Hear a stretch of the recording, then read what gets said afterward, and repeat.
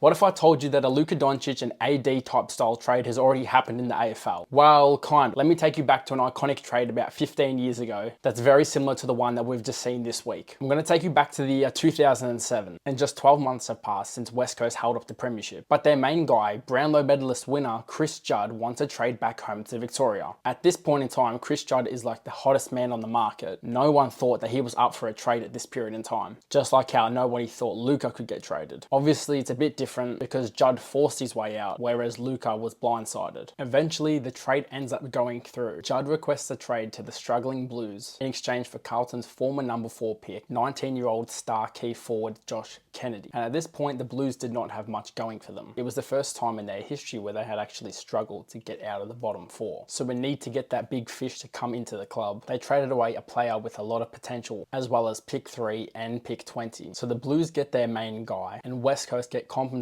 with a young key forward with a lot of potential, pick 3 and pick 20. At the time, it looked like the Blues may have won the trade, getting one of the best players in the league. But fast forward 10 years and Josh Kennedy and Chris Marston, who the Eagles used at pick 3, both helped them win their 2018 premiership. Where whilst Chris Judd still had an amazing tenure at the Blues, lasting 7 years and picking up another Brownlow medal and boosting them back up the ladder, they were unable to get to the ultimate prize, leaving many to wonder who actually won this trade. If the Blues never got Judd, they might have been even worse for a longer period of time, because he was such a key figure to them during that early 2010s period. But they are still waiting to get their elusive premiership. Whereas the Eagles traded away a big man just after winning a flag and played the long game and ended up getting another one 10 years later. So let me know who you think won the trade. And is AD going to be a good investment for the Mavs? Only time will tell.